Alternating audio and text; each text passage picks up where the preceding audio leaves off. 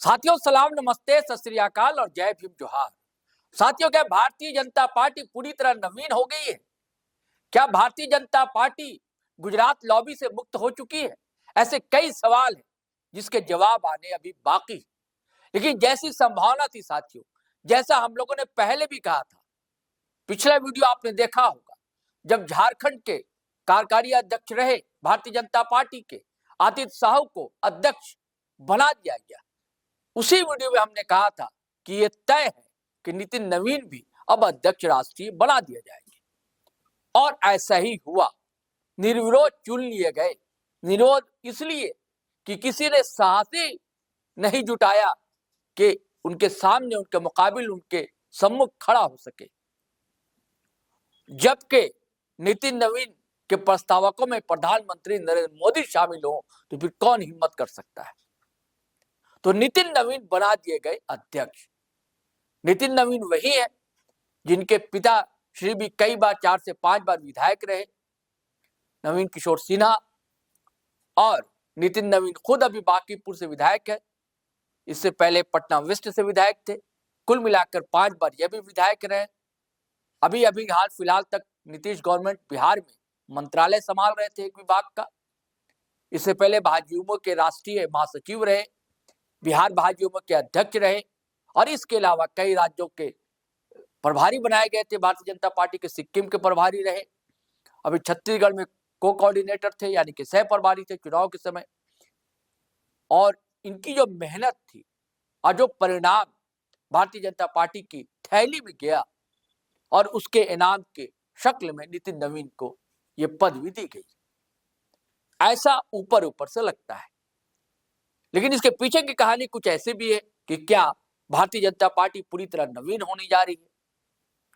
क्योंकि जैसा आज प्रधानमंत्री नरेंद्र मोदी ने अपने वक्तव्य में कहा, जब नितिन नवीन को भारतीय जनता पार्टी की राष्ट्रीय कमान सौंपी जा रही थी, उस अवसर पर जो भारतीय जनता पार्टी के राष्ट्रीय कार्यालय दिल्ली में जो मजमा जुटा था, हर स्टेट से लोग पहुंचे थे। हमारे झारखंड से भी कई लोग थे, जिसमें बाबूलाल मरांडी भी थे और भी कई लोग थे।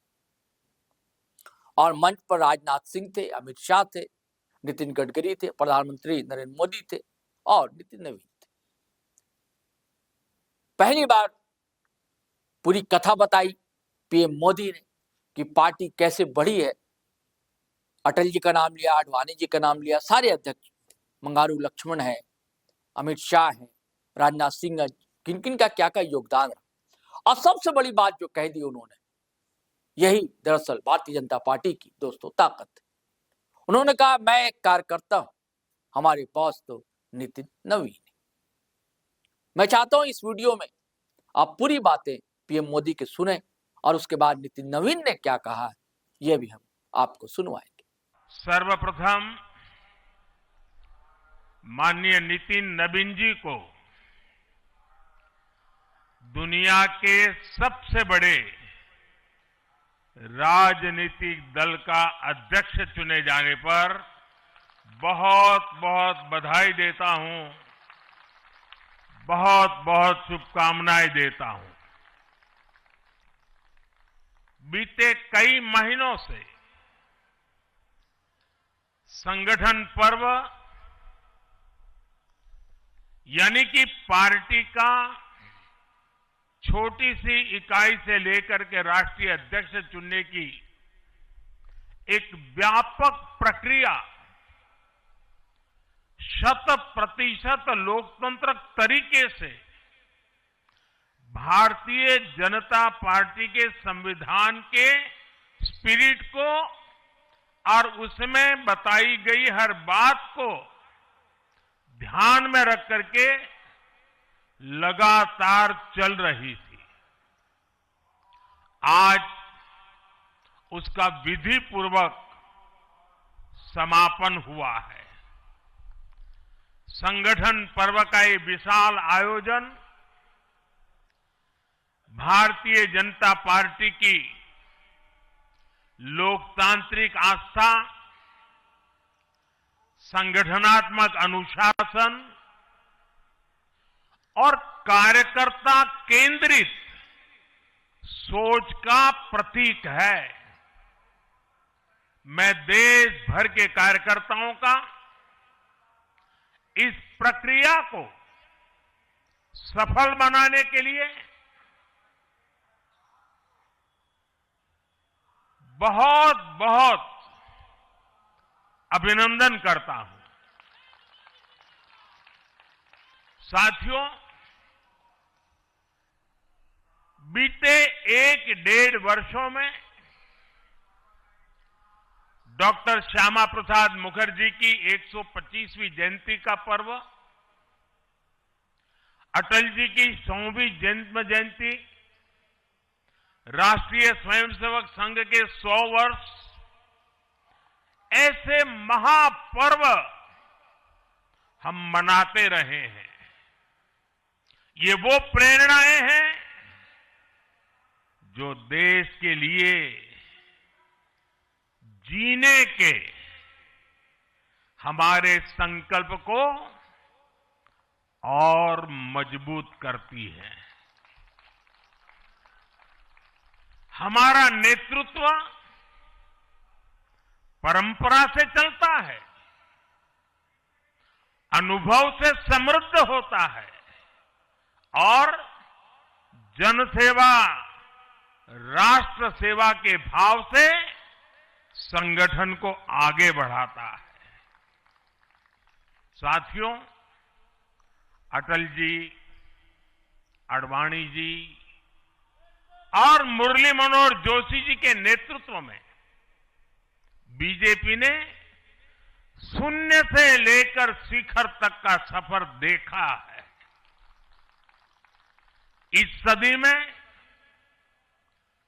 वेंकैया नायडू जी और नितिन गडकरी जी सहित हमारे कई वरिष्ठ साथियों ने संगठन को विस्तार दिया है।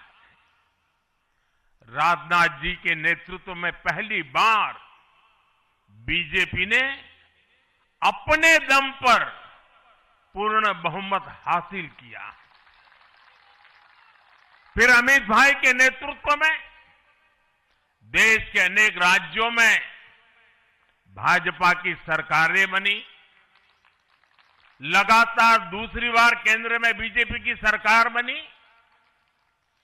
फिर जेपी नड्डा जी के नेतृत्व में भाजपा पंचायत से लेकर पार्लियामेंट तक और सशक्त हुई। केंद्र में लगातार तीसरी बार भाजपा एनडीए की सरकार बनी। मैं पूर्व के सभी अध्यक्षों का उनके अमूल्य योगदान के लिए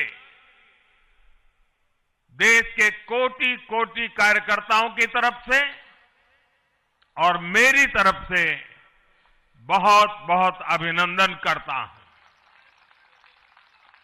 साथियों, आप जानते हैं आज भाजपा का जितना फोकस संगठन के विस्तार पर है, उतनी ही बड़ी प्राथमिकता कार्यकर्ता के निर्माण की भी है। भाजपा एक ऐसी पार्टी है जहां लोगों को लगता होगा कि नरेंद्र मोदी देश के प्रधानमंत्री है, तीसरी बार प्रधानमंत्री बने, 50 साल की छोटी आयु में मुख्यमंत्री बन गए, 25 साल से लगातार हेड ऑफ द गवर्नमेंट रहे हैं। ये सब अपनी जगह पे हैं, लेकिन इन सबसे भी बड़ी चीज मेरे जीवन में है, मैं भारतीय जनता पार्टी का कार्यकर्ता हूं। ये सबसे बड़ा गर्व है। और जब बात पार्टी के विषयों को आती है, तब माननीय नितिन नवीन जी, मैं एक कार्यकर्ता हूं, वे मेरे बॉस हैं।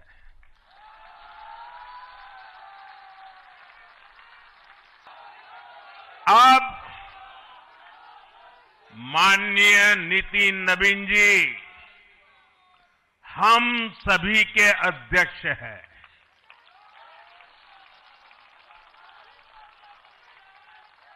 और उनका दायित्व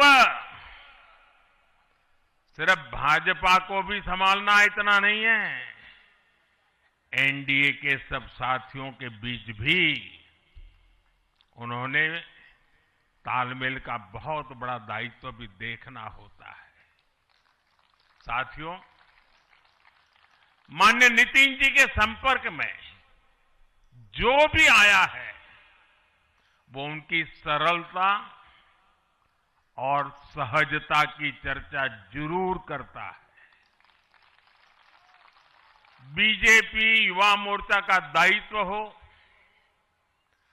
अलग अलग राज्यों में प्रभारी के रूप में जिम्मेदारी हो या फिर बिहार सरकार में काम करने का अनुभव हो, नितिन जी ने हमेशा जब जब जो जहां जो जिम्मेवारी मिली अपने आप को उन्होंने साबित किया है। जिम्मेवारी देने वालों को भी उनके कार्य ने गर्व से भर दिया है। साथियों, ये 21वीं सदी है और देखते ही देखते 21वीं सदी के पहले 25 वर्ष तो पूरे भी हो चुके हैं। आने वाले 25 वर्ष बहुत महत्वपूर्ण है। ये वो कालखंड है जब विकसित भारत का निर्माण होना है और होना तय है।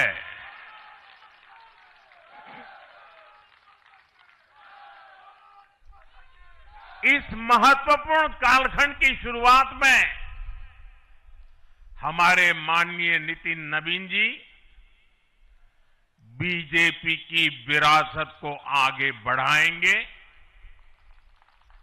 मैं आजकल के युवाओं की भाषा में कहूं तो नितिन जी खुद भी एक प्रकार से मिलेनियल है। वो उस जनरेशन से हैं जिसने भारत में बड़े आर्थिक, सामाजिक और टेक्नोलॉजिकल परिवर्तन होते देखे हैं। वो उस जनरेशन से हैं जिसने बचपन में रेडियो से सूचनाएं पाई और आज एआई के भी एक्टिव यूजर है। नितिन जी के पास युवा ऊर्जा भी है और संगठन में कार्य का लंबा अनुभव भी है। ये हमारे दल के हर कार्यकर्ता के लिए बहुत उपयोगी होगा। साथियों, इस वर्ष जनसंघ की स्थापना को 75 वर्ष हो रहे हैं और मैं आज इन 75 वर्ष लगातार लक्षावधि कार्यकर्ताओं ने, अनेक परिवारों ने, अनेक पीढ़ियों ने जो त्याग, तपस्या और बलिदान दिए हैं, मैं उनको आदरपूर्वक नमन करता हूं। जनसंघ रूपी वटवृक्ष से ही भाजपा का जन्म हुआ और भाजपा दुनिया के सबसे बड़ा राजनीतिक दल बन चुकी है। और ये सिर्फ भाजपा के कार्यकर्ताओं के लिए गौरव का विषय है इतना नहीं है। देश के राजनीतिक समीक्षकों को, दुनिया को ये बात बतानी चाहिए कि भारत एक ऐसा देश है जिसकी रगों में इसकी मजबूती से लोकतंत्र चल रहा है, कि जहां दुनिया की सबसे बड़ी पॉलिटिकल पार्टी है। साथियों, बीजेपी एक संस्कार है। बीजेपी एक परिवार है। हमारे यहां मेंबरशिप से भी ज्यादा रिलेशनशिप होती है। बीजेपी एक ऐसी परंपरा है जो पद से नहीं, प्रक्रिया से चलती है। हमारे यहां पदभार एक व्यवस्था है और कार्यभार ये जीवन भर की जिम्मेदारी है। हमारे यहां अध्यक्ष बदलते हैं, लेकिन आदर्श नहीं बदलते। नेतृत्व बदलता है, लेकिन दिशा नहीं बदलती। साथियों, भाजपा का स्वरूप नेशनल है। भाजपा का स्पिरिट नेशनल है, क्योंकि हमारा जुड़ाव लोकल है। हमारी जड़ें जमीन के नीचे गहरी है। इसलिए भाजपा रीजनल एस्पिरेशन को प्लेटफॉर्म देती है, उन्हें नेशनल एम्बिशंस का आधार बनाती है। और इसलिए आज देश के कोने कोने के लोग भाजपा के साथ हैं, भाजपा के साथ जुड़ रहे हैं। और इतना ही नहीं, जो भी अपनी राजनीति का प्रारंभ करना चाहता है, उसको भी भाजपा का प्रवेश द्वार सबसे उत्तम, सबसे सुरक्षित लगता है।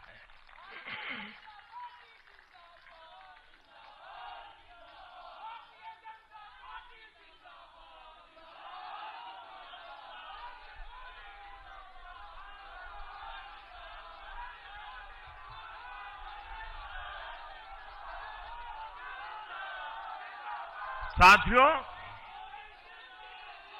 जनता जनार्दन की सेवा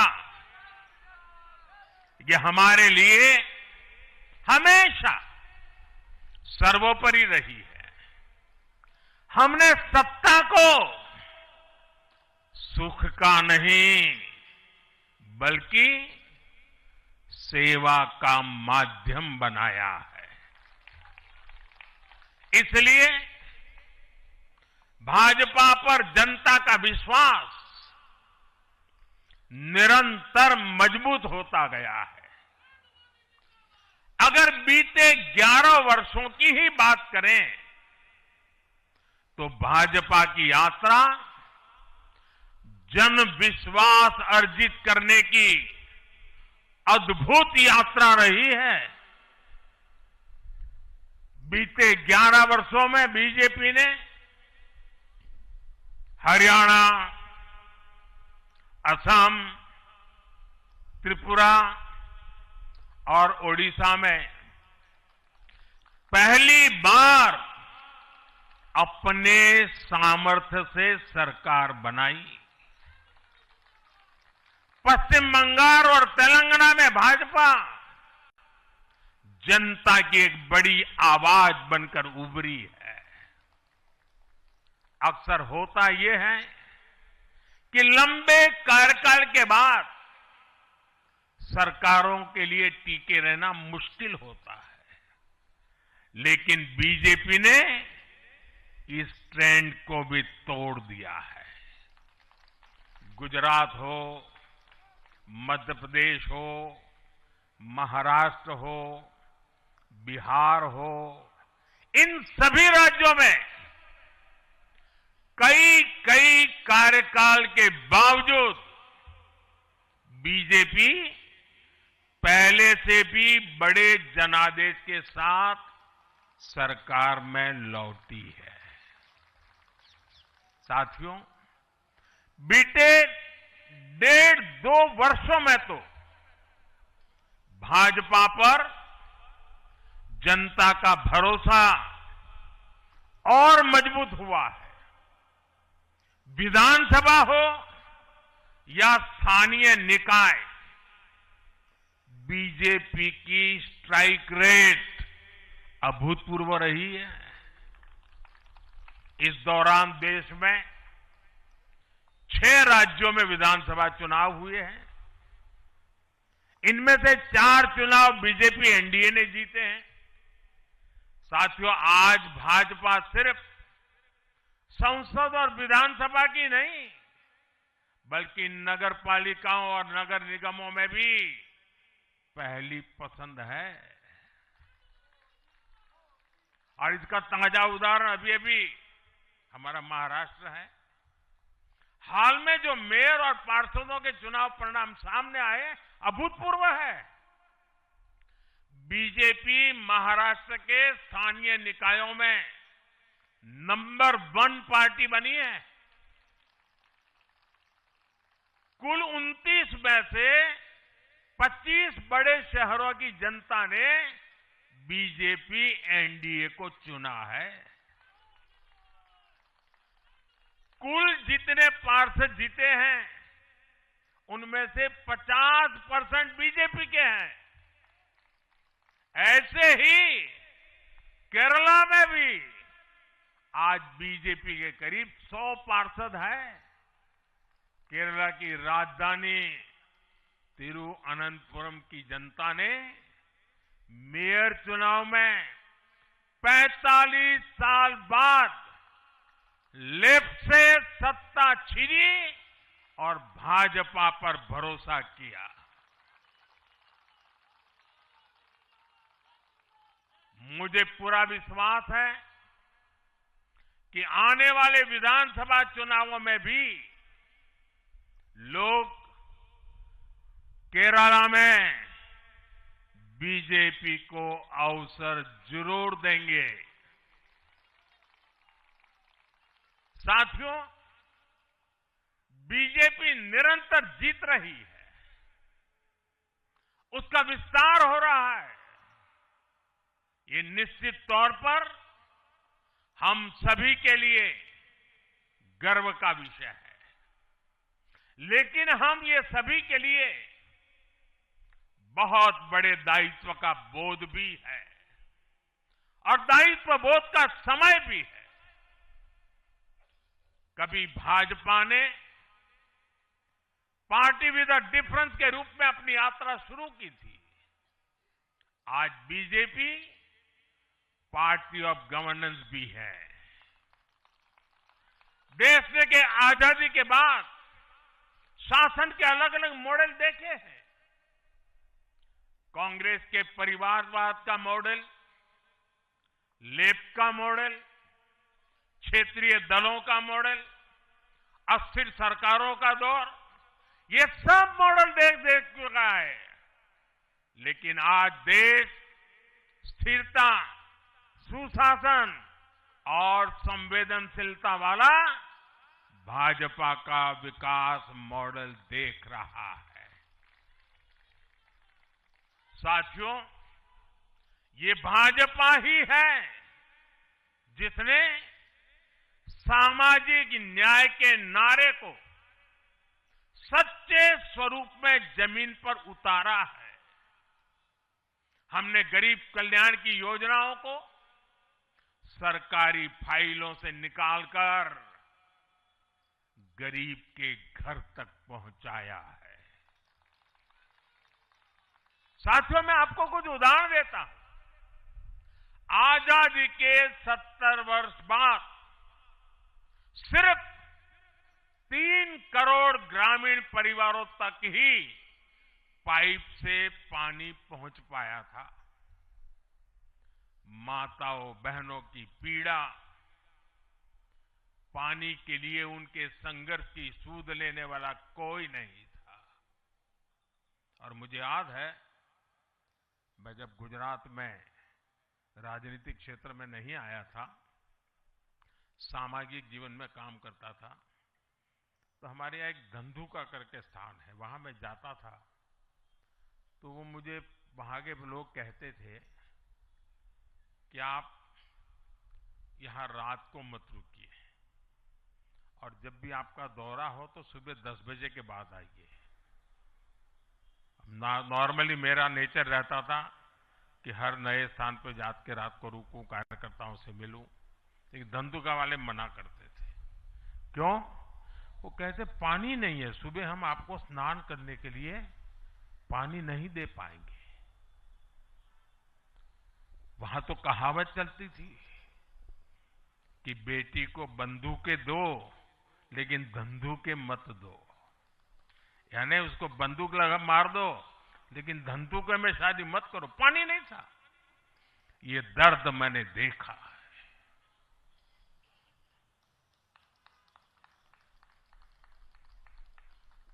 मैं धरती की सच्चाई से जुड़ा था। माताओं बहनों की पीड़ा अपनी आंखों के सामने देखी थी, और तब हम जल जीवन मिशन लेकर आए, और सिर्फ 5-6 साल में 12 करोड़ से ज्यादा परिवारों को नल से जल की सुविधा से जोड़ा।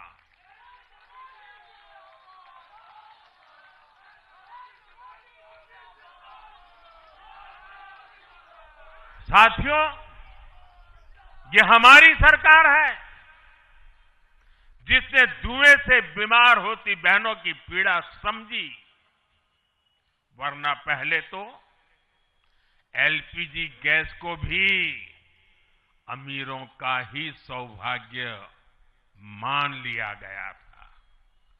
भाजपा ने पूरी संवेदनशीलता के साथ हर घर को एलपीजी गैस कनेक्शन से जोड़ने का अभियान चलाया।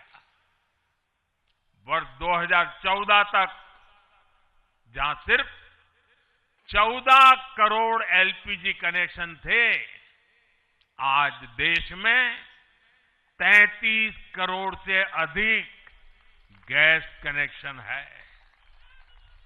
ऐसे ही गांव की बहनों को लखपति दीदी बनाने का अभियान है। ये भी इसलिए संभव हो पाया क्योंकि भाजपा बहनों बेटियों के सपनों के प्रति संवेदनशील है। साथियों, एक जमाना था हम भी सुनते थे कि फलाना परिवार वो तो लखपति परिवार है, ढीकना परिवार लखपति परिवार है, यानी लखपति होना बहुत बड़ी बात मानी जाती थी। ये मोदी है जो सपने देखता है कि मेरे गांव की गरीब मां भी लखपति दीदी बनेगी।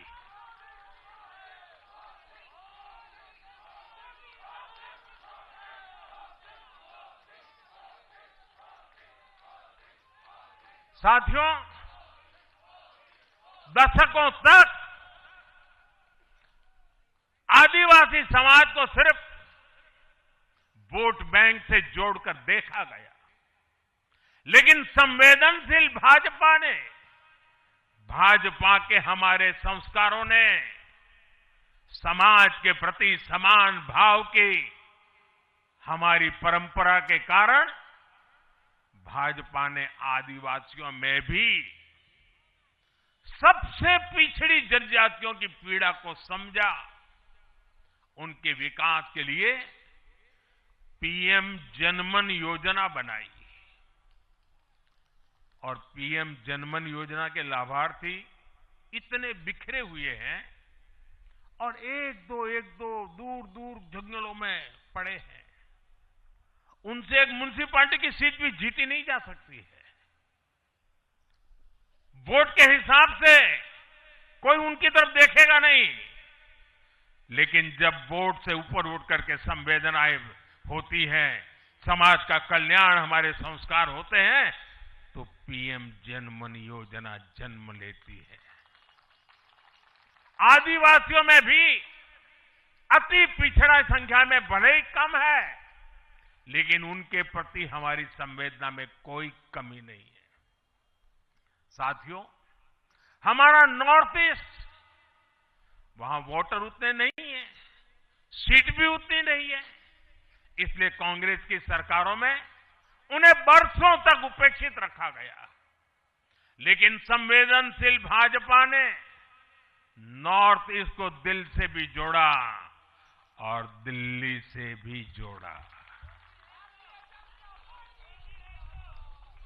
एक और उदाहरण आकांक्षी जिलों का है। हमारे देश में 100 से अधिक जिले ऐसे थे जिनको कांग्रेस सरकारें पिछड़ा घोषित करके भूल गई थी। इन जिलों को पनिशमेंट पोस्टिंग के लिए इस्तेमाल किया जाता था, यानी जिन अधिकारियों को सजा देनी होती थी तो उन्हें वहां भेजा जाता था। हमारी भाजपा सरकार ने इन जिलों को आकांक्षी जिले घोषित किया और प्राथमिकता के आधार पर इनके विकास के लिए काम किया। आज ये आकांक्षी जिले विकास के कई पैरामीटर्स पर अन्य जिलों से बेहतर प्रदर्शन कर रहे हैं, राज्य की एवरेज की बराबरी आकर के खड़े हो गए। साथियों, भाजपा का मंत्र है पिछड़ों को प्राथमिकता, पिछड़ों को प्राथमिकता। जिनकी किसी ने सूद नहीं ली, हमने उनकी साधना की है। जिनको किसी ने पूछा नहीं, मोदी ने उन्हें पूजा है। हमारी कार्य संस्कृति सर्वसमावेशी है, सर्वांगीण है, सर्वस्पर्शी है, सर्वहितकारी है, सर्व कल्याणकारी है। और ये कार्य संस्कृति गरीब को समान अवसर देने वाली है, गरीब को सशक्त करने वाली है। इसी वजह से सिर्फ एक दशक में 25 करोड़ लोगों ने गरीबी को पराजित किया है। और ये 25 करोड़ लोग कौन हैं? इनमें सबसे अधिक दलित, पिछड़े और आदिवासी परिवार है। साथियों, बीते वर्षों में जन विश्वास की जो पूंजी हमने अर्जित की है, उस भरोसे को कायम रखना बहुत बड़ी जरूरत है। देश की जनता 2047 तक विकसित भारत बनाने के लिए संकल्पित है। इसलिए बीते 11 वर्षों में रिफॉर्म्स की जो यात्रा हमने शुरू की है, वो अब रिफॉर्म एक्सप्रेस बन चुकी है। हमें राज्यों के स्तर पर, शहर की इकाइयों के स्तर पर, जहां भी भाजपा एनडीए सरकारें हैं, वहां रिफॉर्म्स की गति तेज करनी है। भाजपा सिटी गवर्नेंस का भी एक नया मॉडल देश के सामने प्रस्तुत कर रही है। इस लक्ष्य के साथ हम आगे बढ़ना चाहते हैं। साथियों, जब हम सत्ता में नहीं भी थे, तब भी हम अपने मूल आदर्शों से कभी नहीं भटके। हम राष्ट्र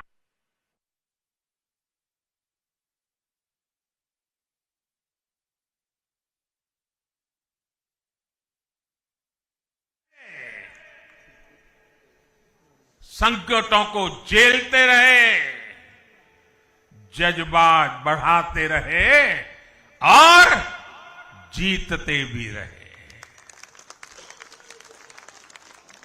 हम वो लोग हैं, हमारा वो चरित्र है, हमारे वो संस्कार है।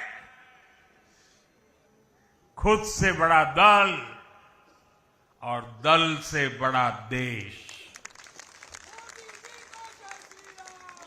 ये भाजपा के हर कार्यकर्ता का संस्कार है, भाजपा के हर कार्यकर्ता का जीवन मंत्र है।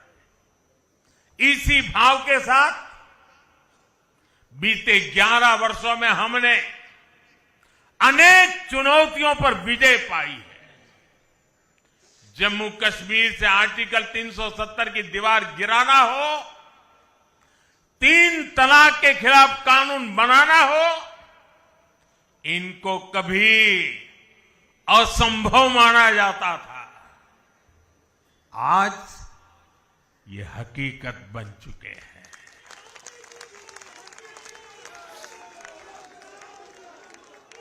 आज देश में माओवादी आतंक भी अपनी अंतिम सांसें गिन रहा है।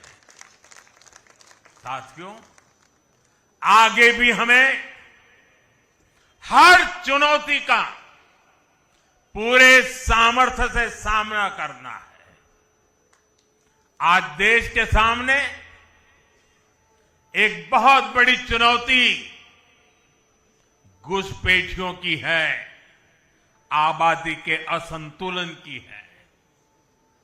दुनिया के धनवान देश, समर्थ देश, वे भी अपने देश में जो घुसपैठिए हैं उनकी जांच पड़ताल कर रहे हैं और उनको पकड़ पकड़ करके निकाल रहे हैं, और दुनिया उनको पूछती नहीं है कि तुम घुसपैठियों को क्यों निकाल रहे हो।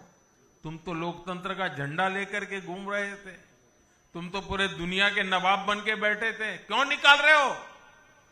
दुनिया में कोई अपने देश में घुसपैठियों को स्वीकार नहीं करता। भारत भी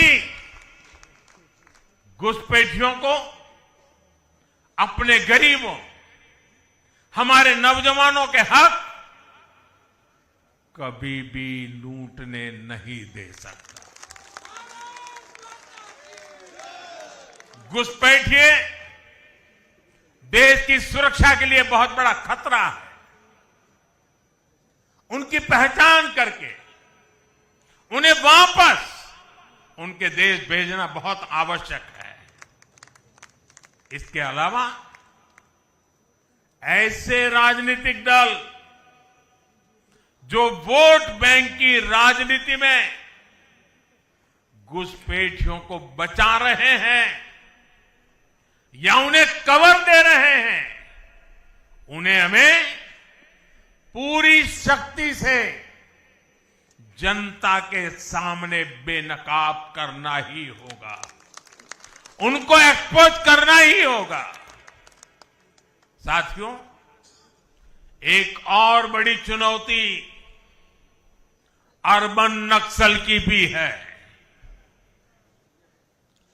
अर्बन नक्सल का दायरा इंटरनेशनल हो रहा है और यहां अर्बन नक्सल की बड़ी चतुराई होती है।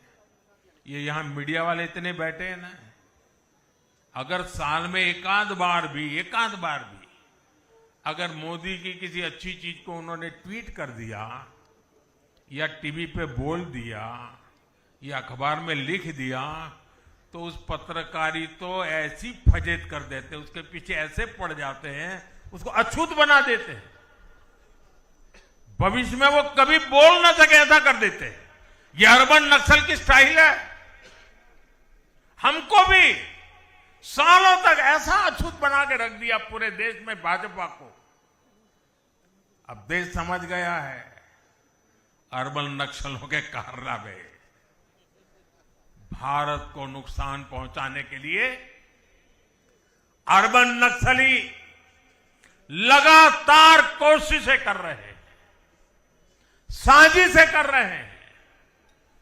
अर्बन नक्सलियों के इस गठजोड़ को हमें संगठन की ताकत से, वैचारिक ताकत से और हमारे परिणामकारी इतिहास को बुलंदी दे करके उनको परास्त करना है, उनको तोड़ना है। साथियों, देश के लिए परिवारवाद बहुत बड़ा अभिशाप है। और जब मैं परिवारवाद की बात करता हूं तो अक्सर मैदान में आ जाते हैं। वो मुझे कहते हैं फलाने के बेटा, डिगना का बेटा। वो बात को डाइवर्ट करते हैं।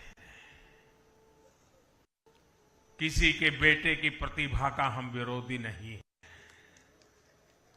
किसी की बेटी की प्रतिभा का हम विरोधी नहीं है, लेकिन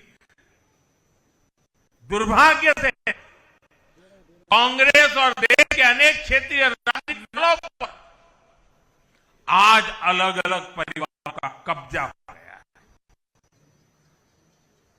पार्टी का जन्म किसी परिवार ने किया, पार्टी में लगातार एक के बाद एक उनके परिवार के ही अध्यक्ष होते हैं। पार्टी की पूरी निर्णय प्रक्रिया उस परिवार के हाथ में होती है। पार्टी का कोई भी कार्यकर्ता हो, उसको विचार से लेना देना नहीं, उनको उस परिवार से समर्पित रहना पड़ता है। ये परिवारवाद खतरनाक है, ये लोकतंत्र का दुश्मन है। और इस परिवारवादी राजनीति ने देश के नौजवानों के लिए दरवाजे बंद कर दिए, उनके आगे आने के सारे मौके खत्म कर दिए हैं। और इसलिए देश के इन युवाओं को अवसर मिलने ही चाहिए जो राजनीति के माध्यम से नए समाधान देने के लिए आगे आना चाहते हैं। और इसलिए मैंने कहा है, मैं 1 लाख ऐसे नौजवानों को राजनीति में लाना चाहता हूं जिनके परिवार में पहली बार वो राजनीति में आएंगे।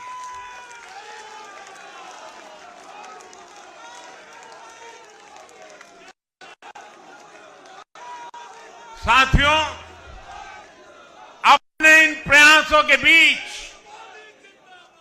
हमें हर उस बुराई से दूर रहना है।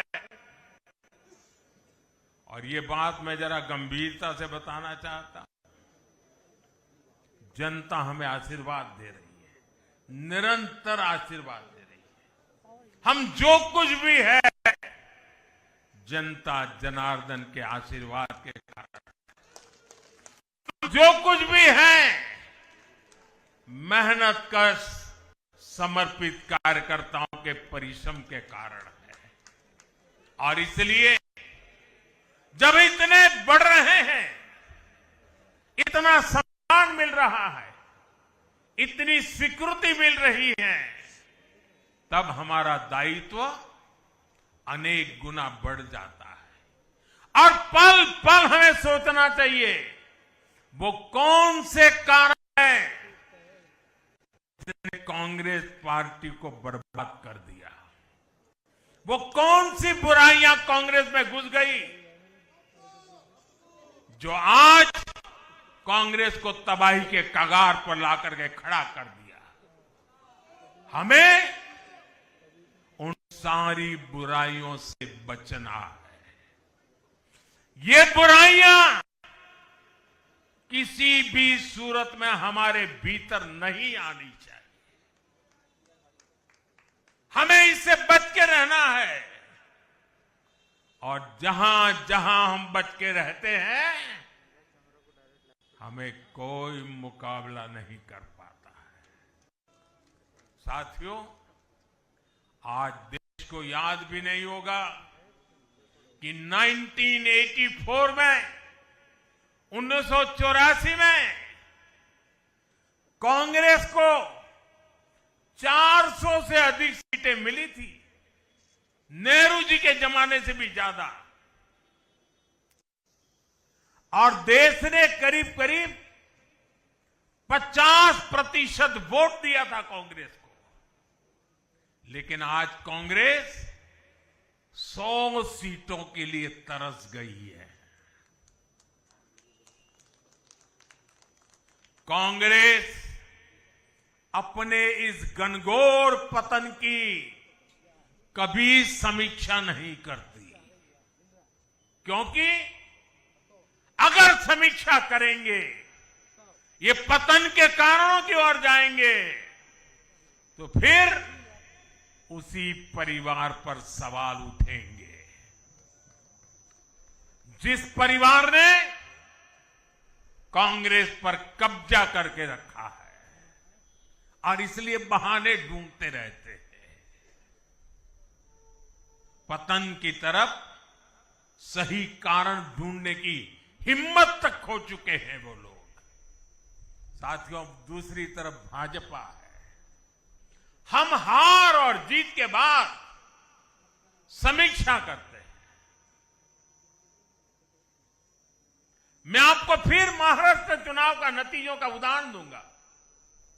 महाराष्ट्र में हम निकाय चुनाव जीतने के बाद जश्न में डूबे नहीं, बल्कि मैं तो अभी पढ़ रहा था कि उसी दिन से हमारे महाराष्ट्र के कार्यकर्ता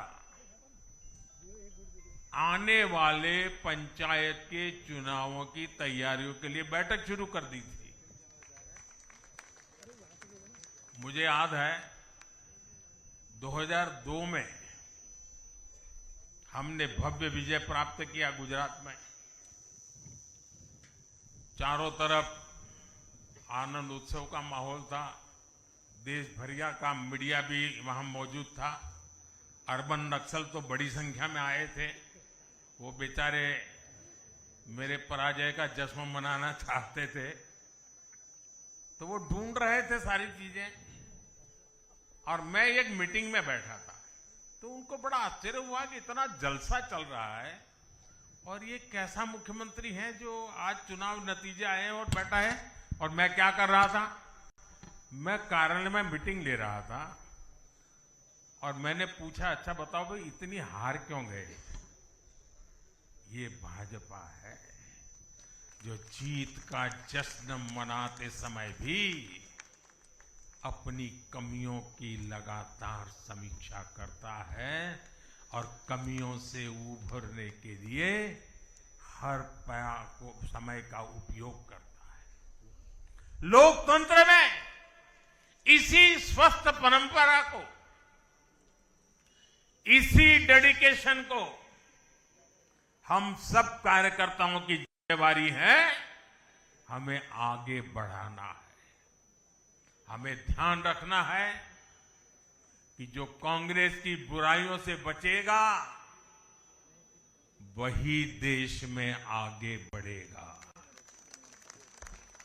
साथियों, आज भाजपा परिवार को अपना नया मुखिया मिला है। कांग्रेस की बुराइयों से बचेगा वही देश में आगे बढ़ेगा।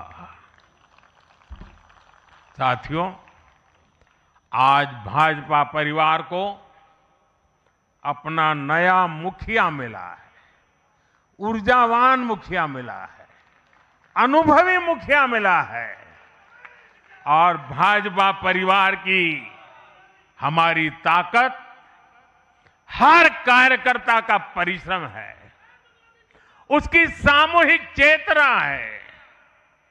बूथ पर जो हमारा कार्यकर्ता पूरे साल भर जुटा रहता है, वो ही हमारी सच्ची ताकत है। हमें याद रखना है, हम सबसे जुड़े, हम सबको जोड़े, कल्याणकारी योजनाओं से हर लाभार्थी को लाभ पहुंचाए, ये हमारा ध्येय होना चाहिए। इसी आग्रह के साथ माननीय नितिन नवीन जी को बीजेपी के कोटि कोटि कार्यकर्ताओं की तरफ से पुनः बहुत बहुत शुभकामनाएं देता हूं। और साथियों, आज का पल हम सबके लिए बहुत विशेष पल है। हमारे राष्ट्रीय अध्यक्ष जी अब हमारा मार्गदर्शन करने वाले हैं। उनका एक एक शब्द हमारे लिए आगे की दिशा होगी। हमारे आगे के कार्य रचना के लिए उनका मार्गदर्शन हमारी अमूल्य पूंजी होगी। मैं भी एक कार्यकर्ता के तौर पर मैं पहले नए अध्यक्ष जी को मेरे काम का हिसाब दे रहा था। मैंने हिसाब दिया, अब वो मेरा सीआर लिखेंगे। लेकिन अब मेरे आगे के काम के लिए मैं उनके मार्गदर्शन की प्रतीक्षा कर रहा हूं। मैं उनको सुनने के लिए बहुत ही उत्सुक हूं, आतुर हूं। फिर एक बार बहुत बहुत धन्यवाद। इस अवसर पर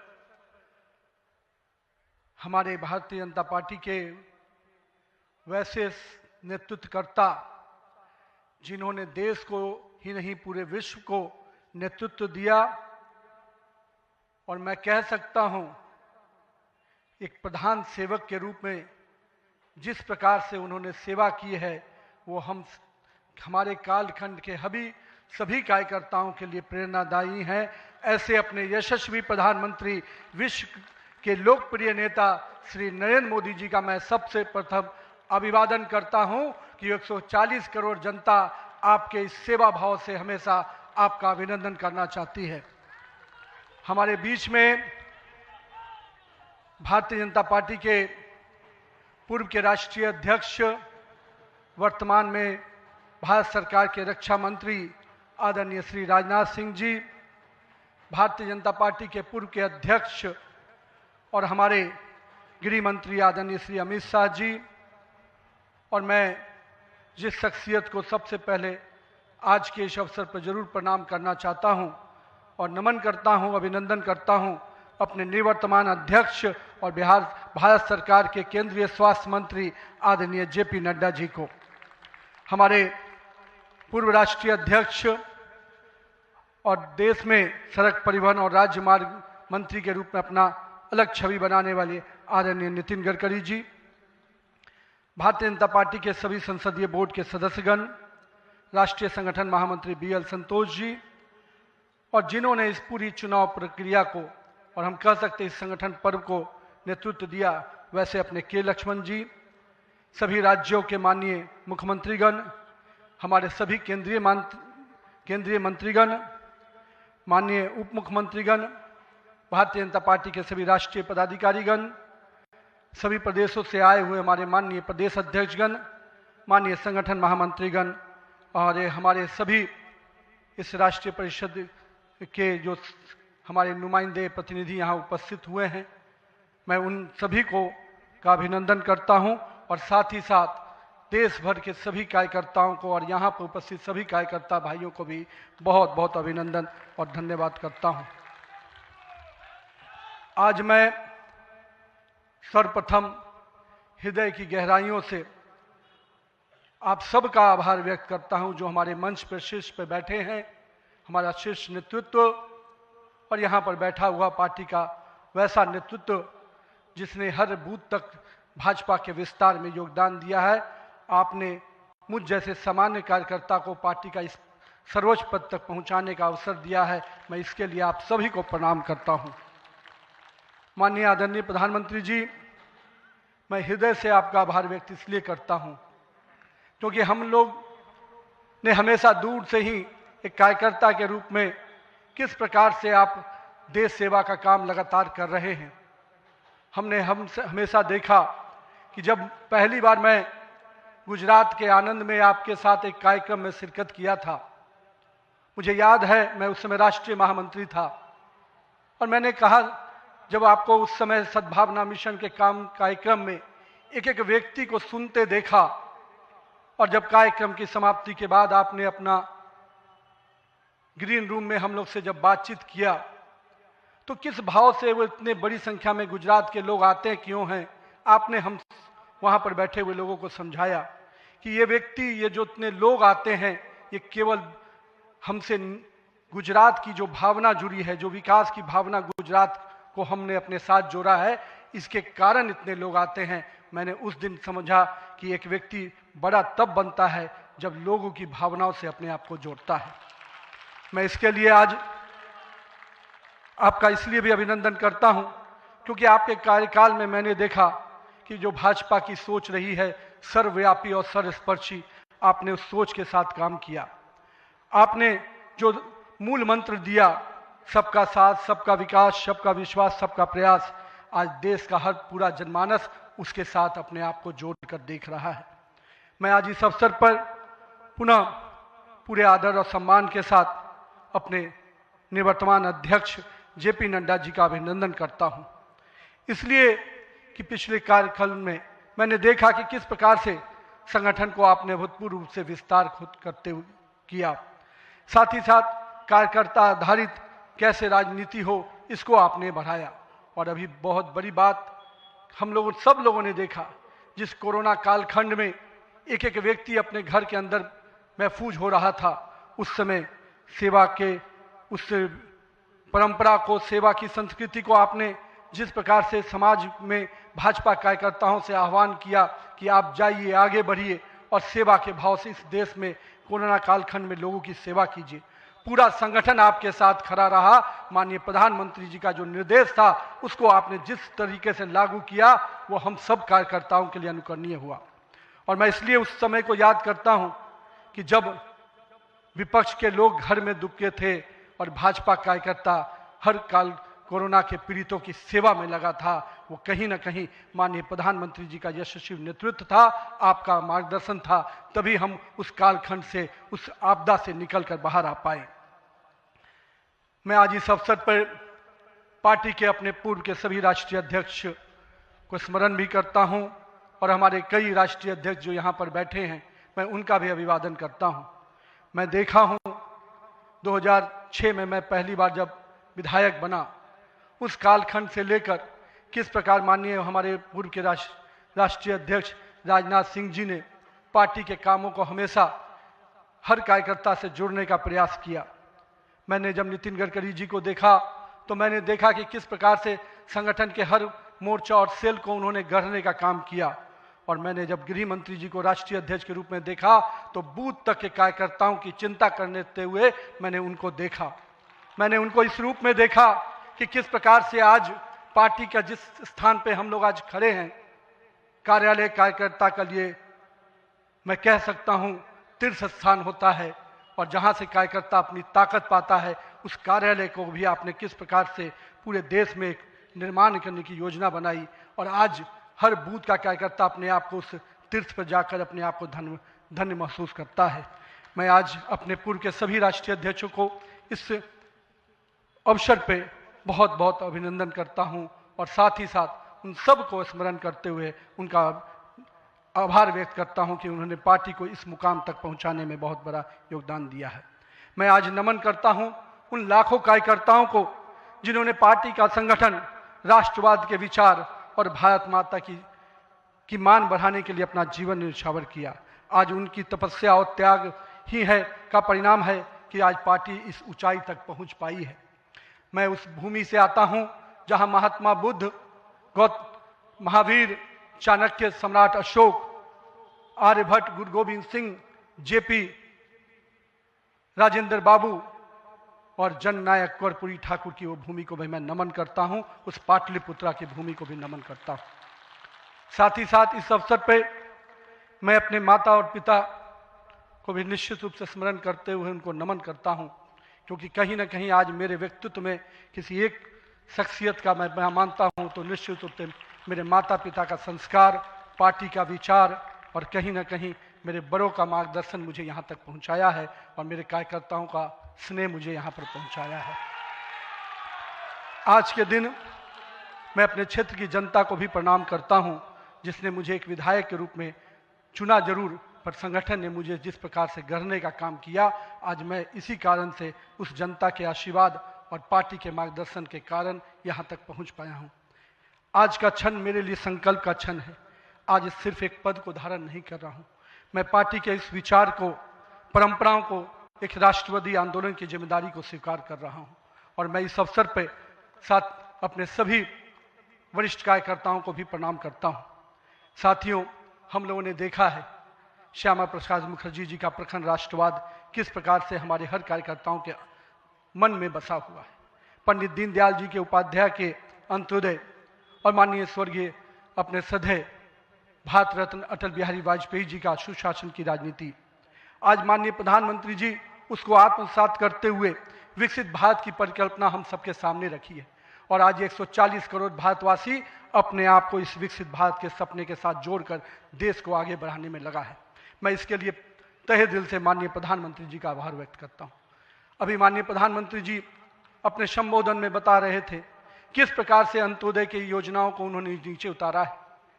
जल जीवन मिशन ही नहीं, हम महिलाओं को 11 करोड़ शौचालय की योजना को भी याद करना चाहेंगे। किस प्रकार से महिलाओं का सम्मान बढ़ा, 13 करोड़ 4 करोड़ लोगों को पक्के मकान मिले, 42 करोड़ लोगों को आयुष्मान भारत, 56 करोड़ लोगों के जनधन खाते खुले। मुझे आज भी याद है जब जनधन खाता खोलाने की बात हो रही थी तो कई लोग देश में, जब हम भाजपा के लोग इसको आगे बढ़ा रहे थे तो लोग हमारा मजाक उड़ा रहे थे।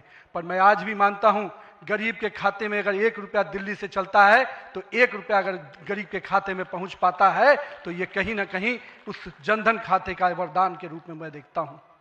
मैं आज के दिन माननीय प्रधानमंत्री जी के इस सब के साथ और सबके विकास के इस नारे को फलीभूत होता देख रहा हूं।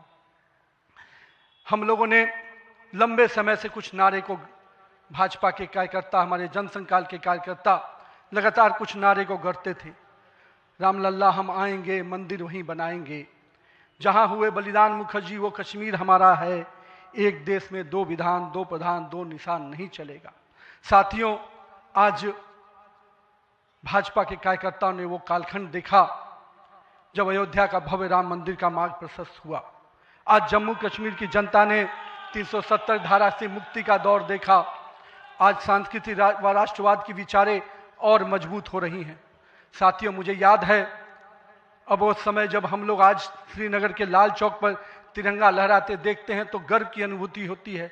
हमने वो दौर भी देखा था जब पाकिस्तान के झंडे लहरा रहे थे और दिल्ली की सरकार बैठकर मौन बैठी थी उस समय, क्योंकि वो समय हम लोगों ने युवा मोर्चा के कालखंड में काम करने का जब मौका मिला था तो हमने देखा था उस समय जब माननीय प्रधानमंत्री जी उस कालखंड से 370 को समाप्ति किए तो कहीं ना कहीं पूरे कश्मीर की फिजा बदली है और आज कश्मीर का लाल चौक तिरंगे से लहराया नहाया नजर आता है। ये परिवर्तन हमारे देश में आया है।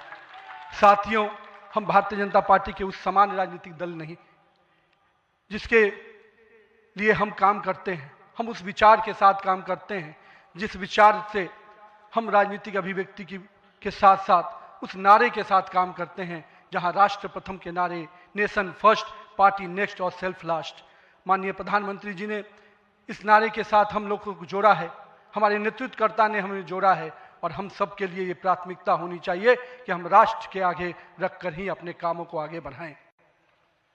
साथियों, हम अपने नेतृत्वकर्ता के संघर्ष और बलिदान से सीखने की आवश्यकता है। ये हम वैसे राजनीतिक दल के लोग हैं जहां राजनीतिक सत्ता नहीं साधना है, राजनीतिक भोग नहीं त्याग है, राजनीतिक ऐशो और आराम नहीं तपस्या है, राजनीतिक कोई पदभार नहीं उत्तरदायित्व है।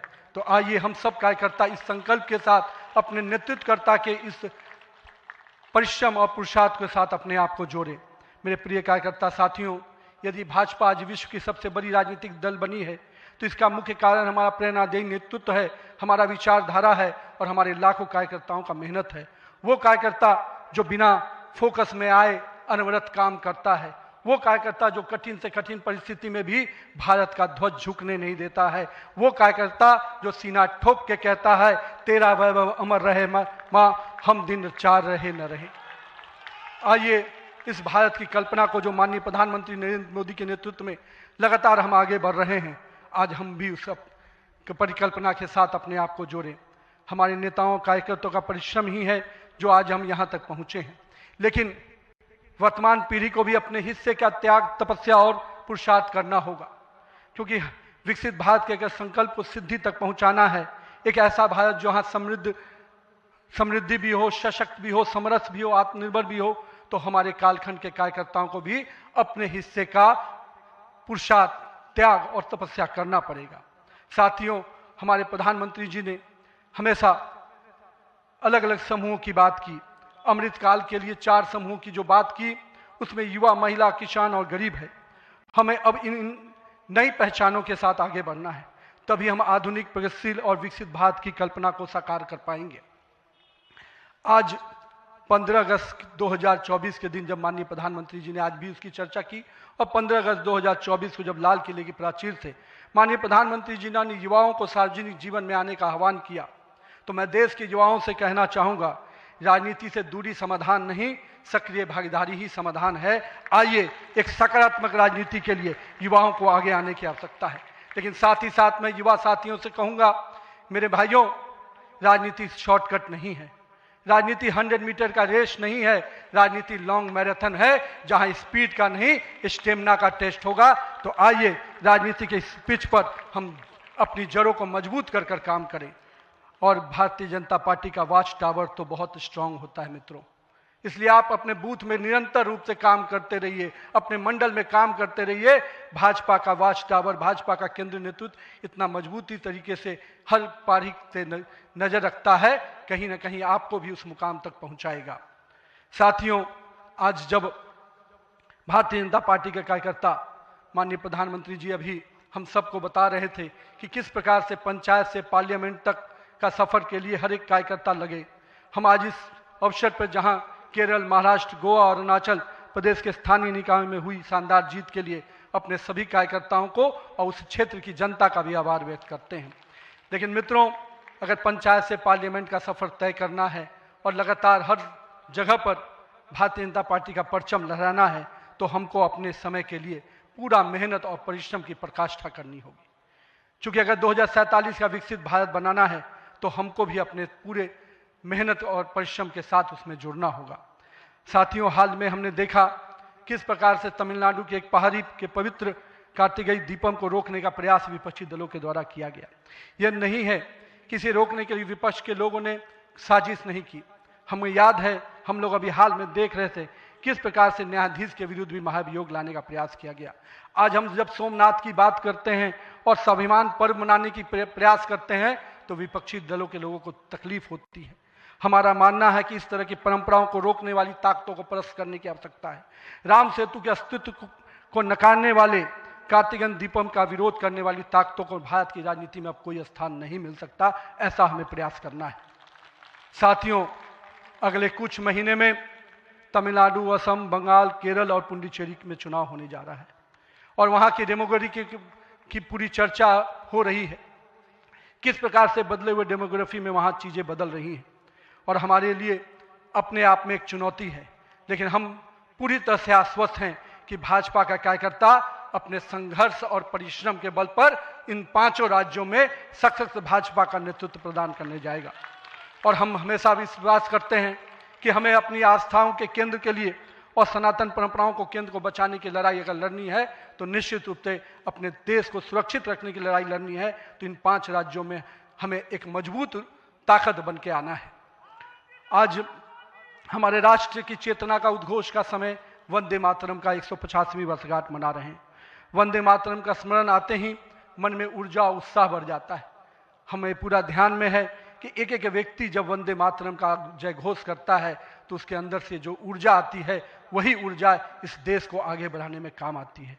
तो आइए हम सबको मिलकर 150वीं वर्षगांठ को हर जन जन तक पहुंचाएं, हर युवा तक पहुंचाएं, हर महिला तक पहुंचाएं, क्योंकि वंदे मातरम हमारे अंदर का वो विश्वास है जो इस देश के विकास के साथ जुड़ेगा।